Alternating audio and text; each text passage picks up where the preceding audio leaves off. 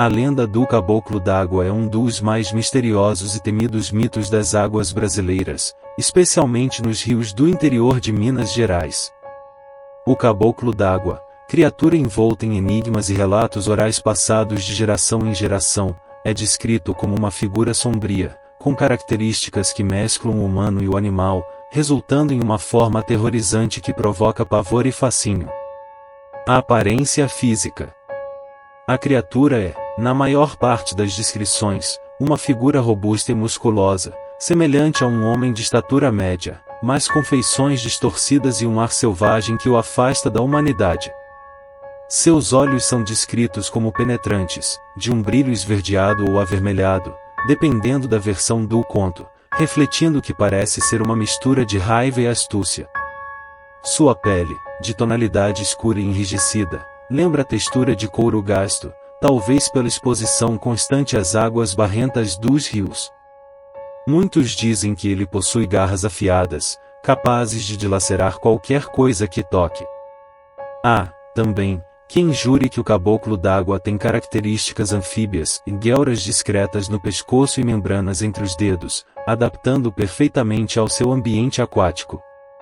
Seus cabelos, emaranhados e cobertos de algas, pendem de sua cabeça como se fossem parte do rio. Quando emerge das águas, um cheiro forte de lama e de coisa podre acompanha sua presença, trazendo consigo um frio repentino e um silêncio mortal. Aparições e comportamento. As aparições do Caboclo d'Água são sempre cercadas de mistério e pavor.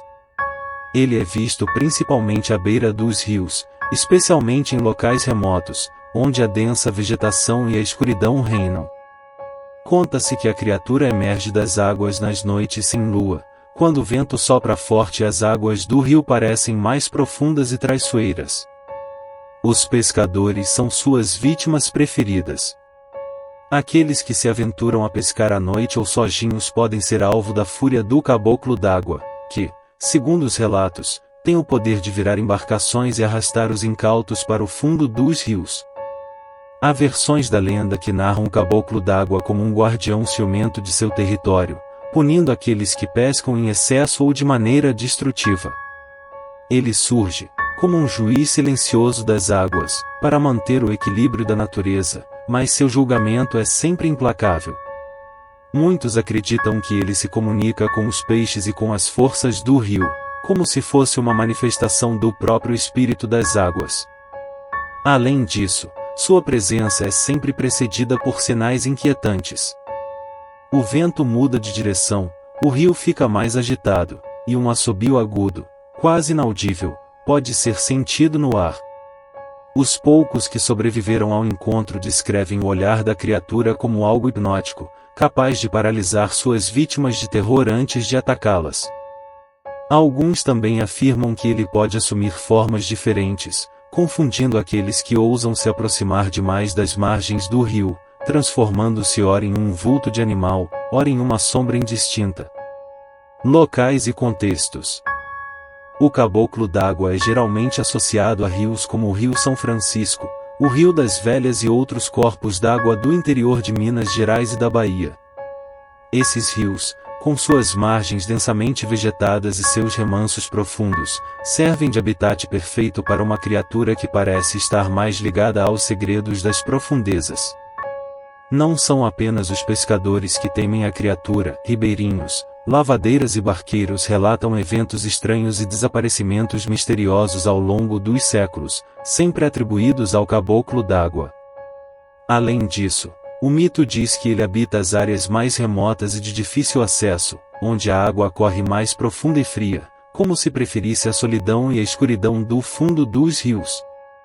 Alguns acreditam que o Caboclo d'Água é uma alma penada, o espírito de um homem que morreu afogado e foi amaldiçoado a viver para sempre nas águas, enquanto outros o veem como uma entidade mística que sempre esteve ali, muito antes de os primeiros homens pisarem aquelas terras. Em muitas vilas e povoados ribeirinhos, os habitantes realizam rituais ou oferendas às margens do rio, na esperança de apaziguar o Caboclo d'Água e garantir uma pesca segura. Pequenas cestas com alimentos, velas acesas e até mesmo moedas são deixadas à beira do rio, um tributo à criatura, para que ela mantenha sua ira longe das aldeias e permita que o rio continue a prover sustento. Conclusão. A figura do caboclo d'água é uma amálgama dos medos e da reverência que as pessoas nutrem pelos rios e seus mistérios. Ele é um símbolo da força indomável da natureza, um lembrete de que as águas podem ser generosas, mas também impiedosas com aqueles que abusam de seus recursos. Enquanto sua aparência física causa temor, é seu papel como guardião místico dos rios que realmente cativa e assombra a imaginação de todos que ouvem sua lenda.